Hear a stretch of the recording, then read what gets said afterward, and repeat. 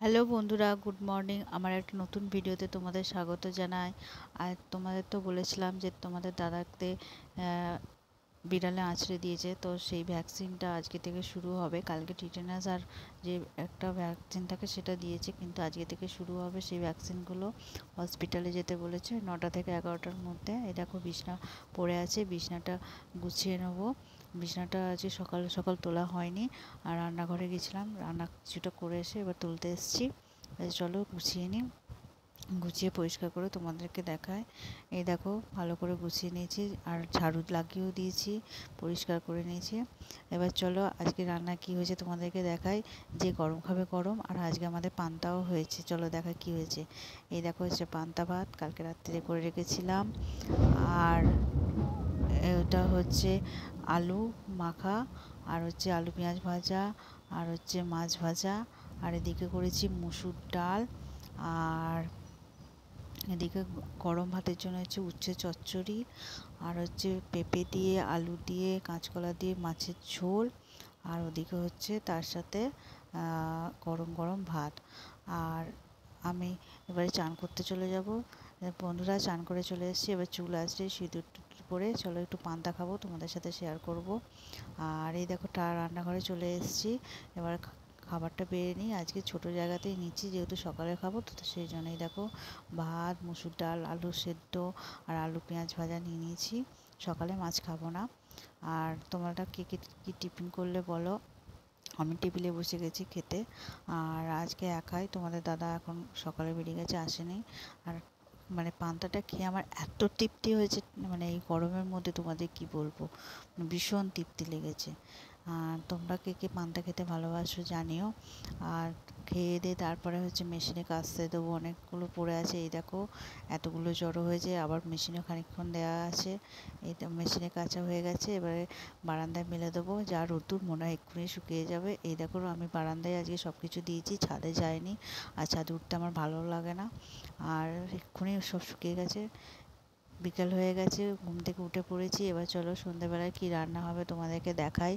আসলে দুপুরবেলা ভাত খাওয়ার পর ঘুমিয়ে পড়লে না, একদম টানা ঘুমিয়ে পড়ি, আর উঠতে ইচ্ছা করে না।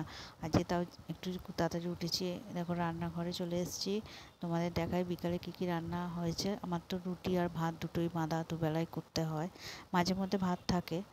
আর এই দেখো গরম ভাত, আর হচ্ছে রুটি। আর রুটিটা কমই হয়, ভাতটা বেশি করতে হয়। আর এদিকে হচ্ছে প্রেশারে হচ্ছে ছোলার ডাল বসিয়েছি। চলো দেখাই, ছোলার ডালটা খুলি। আর এই দেখো একটুখানি চিনি দেবো, ঘি দেবো, আর অল্প গরম মশলা দেবো।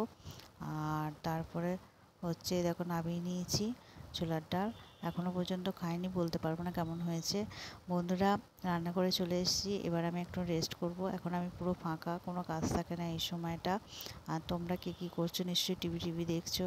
বন্ধুরা তোমাদের কোথায় কোথায় ঝড় বৃষ্টি হচ্ছে জানাও। আমাদের এখানে ঝড় বৃষ্টি হচ্ছে, বৃষ্টি শুরু হয়েছে অল্প অল্প, কিন্তু ঝড়টা বেশ ভালোই হচ্ছে, ঠান্ডা ঠান্ডা ওয়েদার করে দিয়েছে। আর তোমাদের সাথে একটা জিনিস শেয়ার করব, সেটা এক্ষুনি করছি। তার আগে বলো কোথায় কোথায় ঠান্ডা ঠান্ডা এ হচ্ছে। দেখো এই বইটাই তোমাদের সাথে শেয়ার করব। আর এই বইটা শেয়ার করার কারণ হচ্ছে, এটা একটা আলপনার বই, এটা আমার ঠাকমার বই। এই বইটাতে যে আলপনাগুলো আছে, আমরা কিছুদিন আগে ভাইজ্যাগ গিয়েছিলাম। ভাইজ্যাগে প্রত্যেকটা বাড়ির সামনে এইরকম ধরনের আলপনা, তোমাদের বোঝাতে পারবো কিনা জানি না, এইরকম ধরনের আলপনা ভাইজ্যাগে বা প্রত্যেকটা বাড়ির সামনেতে আঁকা ছিল। মানে এইটা মানে পেন্সিল, মানে চক পেন্সিলে দিয়েছে না চালের গুঁড়ো দিয়ে করেছিল কিনা আমি বুঝতে পারিনি।